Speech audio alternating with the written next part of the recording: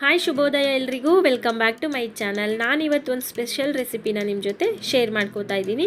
Usually ನಾವೆಲ್ಲರೂ ರಸಮ್ ರೈಸ್ನ ಸಪ್ರೇಟಾಗಿ ಮಾಡ್ಕೊಂಡು ತಿಂದಿರ್ತೀವಿ. ಆದರೆ ಈ ಥರ ರಸಮ್ ರೈಸ್ನ ಒಂದ್ಸಲಿ ಟ್ರೈ ಮಾಡಿ, ಖಂಡಿತ ನಿಮಗೆ ಇಷ್ಟ ಆಗುತ್ತೆ. ಮನೆಯಲ್ಲಿ ಯಾರಿಗಾದರೂ ನೆಗಡಿ ಕೆಮ್ಮು ಶೀತ ಆಗಿರುವಂಥ ಸಮಯದಲ್ಲಿ ಈ ರೆಸಿಪಿನ ಟ್ರೈ ಮಾಡಿದ್ರೆ ಖಂಡಿತ ಇಷ್ಟಪಟ್ಟು ತಿಂತಾರೆ. ಹಾಗೆ ಬಾಯಿಗೂ ಕೂಡ ಒಂದು ಒಳ್ಳೆ ಹಿತ ಅನಿಸುತ್ತೆ, ಆರೋಗ್ಯಕ್ಕೂ ಸಹ ತುಂಬ ಒಳ್ಳೆಯದು.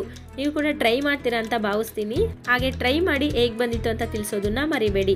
ಮತ್ತು ಯಾರೆಲ್ಲ ನನ್ನ ಚಾನಲ್ಗೆ ಸಬ್ಸ್ಕ್ರೈಬ್ ಆಗದೆ ವಿಡಿಯೋ ನೋಡ್ತಾ ಇದ್ದೀರೋ ದಯವಿಟ್ಟು ನನ್ನ ಚಾನಲ್ಗೆ ಸಬ್ಸ್ಕ್ರೈಬ್ ಆಗಿ ಸಪೋರ್ಟ್ ಮಾಡಿ. ಬನ್ನಿ ತಡ ಮಾಡದೆ ವಿಡಿಯೋನ ಸ್ಟಾರ್ಟ್ ಮಾಡೋಣ. ನಾನಿಲ್ಲಿ ಒಂದು ಮಿಕ್ಸಿಂಗ್ ಬೌಲ್ಗೆ ಮೆಜರ್ಮೆಂಟ್ ಕಪ್ಪಲ್ಲಿ 1 ಕಪ್ಪಷ್ಟು ಅಕ್ಕಿ ಹಾಗೆ 1/4 ಕಪ್ಪಷ್ಟು ತೊಗರಿಬೇಳೆನ ತೊಗೊಂಡು ಒಂದು 2-3 ಸಲ ಚೆನ್ನಾಗಿ ವಾಶ್ ಮಾಡಿ ಕುಡಿಯೋ ನೀರಲ್ಲಿ ಇದನ್ನು ಒಂದು 10 ನಿಮಿಷ ನೆನೆಸಿಟ್ಕೊತಾ ಇದ್ದೀನಿ. ಇದಕ್ಕೆ ನಾನು ಸುಮಾರು 6 ಕಪ್ಪಷ್ಟು ನೀರನ್ನ ಹಾಕಿ 10 ನಿಮಿಷ ನೆನೆಯಲಿಕ್ಕೆ ಬಿಡ್ತಾ ಇದ್ದೀನಿ. ನೀವು ಯಾವುದೇ ಕಪ್ ತೊಗೊಂಡ್ರು 1 ಕಪ್ ಅಕ್ಕಿ 1/4 ಕಪ್ ತೊಗರಿಬೇಳೆಗೆ 6 ಕಪ್ಪಷ್ಟು ನೀರನ್ನ ಹಾಕಿ ನೆನೆಯಲಿಕ್ಕೆ ಬಿಡಿ. ಅಕ್ಕಿ ನೆನೆಯೋಷ್ಟರಲ್ಲಿ ರಸಮ್ ಪೌಡರ್ನ ರೆಡಿ ಮಾಡ್ಕೊಳ್ಳೋಣ. ಒಂದು ಚಿಕ್ಕ ಕಡಾಯಿನ ಇಟ್ಕೊಂಡು 1 ಟೇಬಲ್ ಸ್ಪೂನ್ ಜೀರಿಗೆ, 1/4 ಟೇಬಲ್ ಸ್ಪೂನ್ ಮೆಣಸು ಹಾಗೆ 1/4 ಟೇಬಲ್ ಸ್ಪೂನ್ ಮೆಂತ್ಯ, ಅರ್ಧ ಟೇಬಲ್ ಸ್ಪೂನು ಧನಿಯಾನ ಹಾಕಿ ಲೋ ಟು ಮೀಡಿಯಂ ಫ್ಲೇಮಲ್ಲಿ ಉರಿನ ಇಟ್ಕೊಂಡು ಫ್ರೈ ಮಾಡ್ಕೊತಾ ಇದ್ದೀನಿ. ಹಾಗೆ ಇದಕ್ಕೆ ನಾನು ಒಂದು 3 ಮೆಣಸಿನ್ಕಾಯಿನ ಹಾಕೋತಾ ಇದ್ದೀನಿ. ಖಾರ ಇದ್ದಿದ್ದರಿಂದ 3 ಅಷ್ಟೇ ಮೆಣಸಿನ್ಕಾಯಿನ ತೊಗೊಂಡೆ. ಹಾಗೆ 1 ಟೀ ಸ್ಪೂನಷ್ಟು ಸಾಸಿವೆನೂ ಕೂಡ ಹಾಕೋತಾ ಇದ್ದೀನಿ. ಇದಕ್ಕೆ ಮೆಣಸು ಮತ್ತು ಬೆಳ್ಳುಳ್ಳಿನೂ ಹಾಕೋದ್ರಿಂದ ಸ್ವಲ್ಪ ಖಾರ ನೋಡಿ ಹಾಕೋಬೇಕಾಗುತ್ತೆ.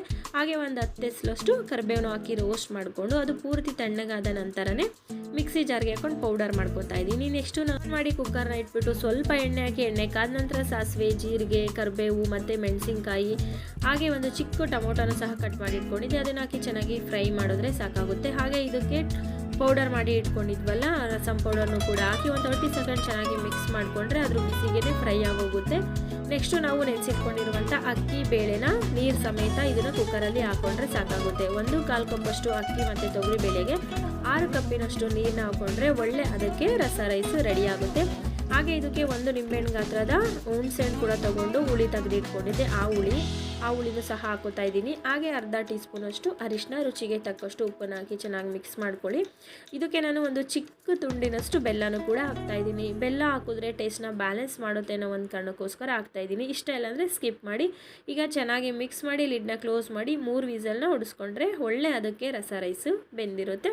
ಕುಕ್ಕರು ಕೂಗ್ಬಿಟ್ಟು ವಿಸಲ್ ಬಿಡೋ ಅಷ್ಟರಲ್ಲಿ ಒಂದು ಒಗ್ಗರಣೆ ರೆಡಿ ಮಾಡ್ಕೊಳ್ಳೋಣ. ಚಿಕ್ಕ ಕಡಾಯಿಗೆ ಸ್ವಲ್ಪ ಎಣ್ಣೆ ಹಾಕಿ ಎಣ್ಣೆ ಕಾದ ನಂತರ ಸಾಸಿವೆ, ಜೀರಿಗೆ, ಕರಿಬೇವು ಮತ್ತು ಒಂದು 7ರಿಂದ 8 ಎಸಲು ಬೆಳ್ಳುಳ್ಳಿನ ಜಜ್ಜಿಟ್ಕೊಂಡಿದ್ದೆ, ಸೊ ಬೆಳ್ಳುಳ್ಳಿನೂ ಹಾಕ್ತಾಯಿದ್ದೀನಿ. ರಸ ರೈಸ್ಗೆ ಬೆಳ್ಳುಳ್ಳಿ ಒಗ್ಗರಣೆನೇ ತುಂಬ ರುಚಿಯಾಗಿರುತ್ತೆ. ಹಾಗೆ ಇದಕ್ಕೆ ಒಂದು ಚಿಟಿಕೆಯಷ್ಟು ಇಂಗನ್ನ ಹಾಕ್ತಾಯಿದ್ದೀನಿ. ರಸಮ್ಗೆ ಕಂಪಲ್ಸರಿಯಾಗಿ ಇಂಗನ್ನ ಹಾಕ್ಕೊಂಡ್ರೆ ಟೇಸ್ಟು ತುಂಬ ಚೆನ್ನಾಗಿರುತ್ತೆ.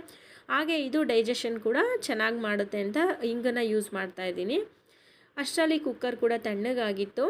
ನೋಡಿದ್ರಲ್ಲ ಎಷ್ಟು ಚೆನ್ನಾಗಿ ಒಳ್ಳೆ ಅದಕ್ಕೆ ರಸ ರೈಸ್ ರೆಡಿಯಾಗಿದೆ. ರುಚಿ ಅಂತೂ ಅದ್ಭುತವಾಗಿತ್ತು. ಈಗ ಇದಕ್ಕೆ ಒಗ್ಗರಣೆ ಮಾಡಿಟ್ಕೊಂಡಿದ್ದೀನಲ್ಲ ಆ ಒಗ್ಗರಣೆನೂ ಸಹ ಹಾಕಿ ಮಿಕ್ಸ್ ಮಾಡ್ತಾಯಿದ್ದೀನಿ. ನೆಕ್ಸ್ಟು ಸ್ವಲ್ಪ ಕೊತ್ತಂಬರಿ ಸೊಪ್ಪನ್ನು ಸಹ ಕಟ್ ಮಾಡಿ ಹಾಕೋತಾ ಇದ್ದೀನಿ. ಇದನ್ನು ನೀವು ಮಧ್ಯಾಹ್ನ ಲಂಚ್ ಬಾಕ್ಸ್ಗೂ ಸಹ ತೊಗೊಂಡೋಗ್ಬೋದು. ಹಾಗೆ ಇದನ್ನು ರಾತ್ರಿ ಡಿನ್ನರ್ಗೂ ಸಹ ಮಾಡ್ಕೋಬೋದು. ಸೈಡ್ ಡಿಶ್ಗೆ ಏನಾದರೂ ಸ್ವಲ್ಪ ಬಜ್ಜಿ, ಬೋಂಡ, ಆಲೂ ಫ್ರೈ, ಆಲೂ ಮಸಾಲ ಫ್ರೈ ಯಾವುದಾದ್ರೂ ಮಾಡಿಟ್ಕೊಂಡ್ರೆ ತುಂಬ ರುಚಿಯಾಗಿರುತ್ತೆ. ಆದಷ್ಟು ಬಿಸಿ ಬಿಸಿ ಇದ್ದಾಗಲೇ ಇದನ್ನು ಸರ್ವ್ ಮಾಡಿಕೊಂಡ್ರೆ ತಿನ್ನೋದಕ್ಕೆ ತುಂಬ ಟೇಸ್ಟಿಯಾಗಿರುತ್ತೆ. ಬಿಸಿ ಬಿಸಿ ಇದ್ದಾಗಲೇ ನಾನು ಕೂಡ ಇದನ್ನು ಸರ್ವ್ ಮಾಡ್ಕೊಂಡು ತಿಂದ್ವಿ. ಅದ್ರ ಮೇಲೆ ಒಂಚೂರು ಒಂದು ಅರ್ಧ ಟೀ ಸ್ಪೂನಷ್ಟು ತುಪ್ಪ ಹಾಕ್ಕೊಂಡು ತಿಂದ್ರಂತೂ ವಾವ್ ಅನಿಸುತ್ತೆ. ಸೊ ನೋಡಿದ್ರಲ್ಲ ಇಷ್ಟು ಈಸಿಯಾಗಿ ಬೇಗ ಈ ಒಂದು ಒಳ್ಳೆ ರಸ ರೈಸ್ನ ಮಾಡ್ಬೋದು ಅಂತ. ಈ ವಿಡಿಯೋ ನಿಮಗೆ ಇಷ್ಟ ಆಗಿತ್ತು ಅಂತ ಭಾವಿಸ್ತೀನಿ.